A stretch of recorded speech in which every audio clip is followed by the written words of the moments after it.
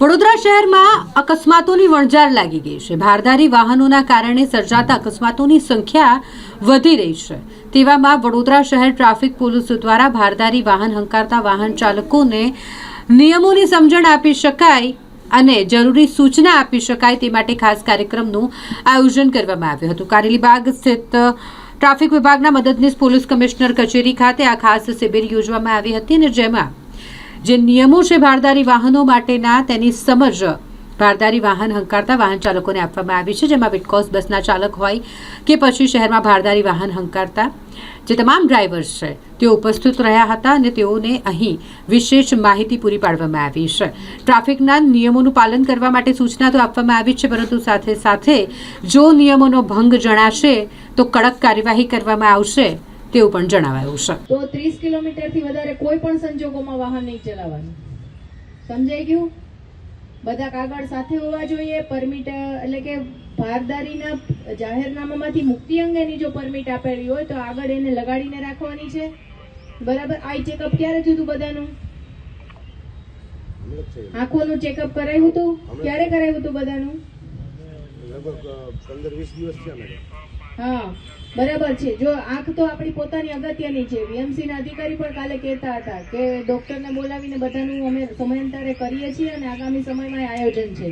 તો તમારું આંખનું ચેકઅપ આપણી પોતાની આંખ છે ને, તો આપણે તો સમયાંતરે કરાવતા જ રહેવાનું। એવું ન થાય કે દોઢ વર્ષ પહેલા કરાવ્યું હોય ખ્યાલ જ ન હોય, ચશ્મા આવી ગયા હોય તોય, બરાબર। એટલે એ જોતા રહેવાનું અને એ બરાબર હોવું જોઈએ। તમારું નંબર પ્લેટ છે બરાબર વંચાય એવી હોવી જોઈએ। પહેલા આપણે સવારે જ્યારે ગાડી સ્ટાર્ટ કરવાની હોય તો પહેલા બધું આખી ગાડી સાફ કરીએ ને કે નહીં? તો સૌથી પહેલા શું સાફ કરવાનું? નંબર પ્લેટ, પછી કાચે કરવાના। નંબર પ્લેટ સૌથી પહેલા, એટલે ખ્યાલ આવે કે તમારા ગાડીનો નંબર શું છે। ઘણીવાર એટલો બધો ઓલો હોય કચરા ને બધું ભરેલું હોય કે ઘણીવાર સ્પષ્ટ વંચાતો જ ન હોય, એટલે નંબર પ્લેટ બરાબર વંચાઈ રીતે રાખવાની।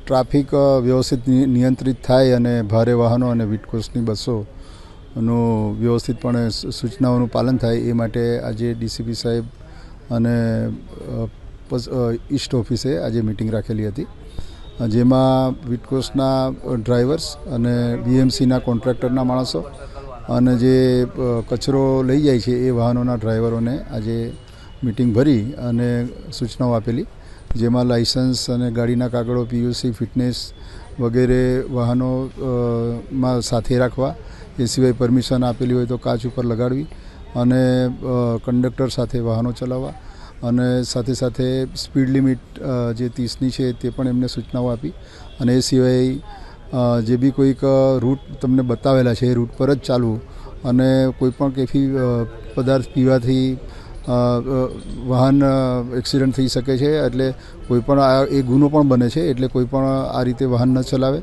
એ બાબતની વિવિધ પ્રકારની માન્ય ડીસીપી સાહેબે અત્યારે સૂચનાઓ આપેલી છે। સર, જે રીતે આજે સરકારી ખાતા સાથે જે જોડાયેલા છે તે ડ્રાઈવરો, એવી રીતે ખાનગી એ જે વાહનો છે ભારદારી વાહનો, એની માટે કોઈ આયોજન કરેલું છે? એનું પણ 2-3 દિવસમાં જ અમે આયોજન કરી રહ્યા છે અને એ પ્રમાણે આગળ પણ એ લોકોને સૂચના આપીશું। આ જ રીતના ગઈકાલે પણ એક 101 ડ્રાઈવરોની મિટિંગ રાખેલી અંબાલાલ પર ખાતે અને ત્યાં પણ માન્ય ડીસીપી સાહેબે સૂચનાઓ આપેલી છે।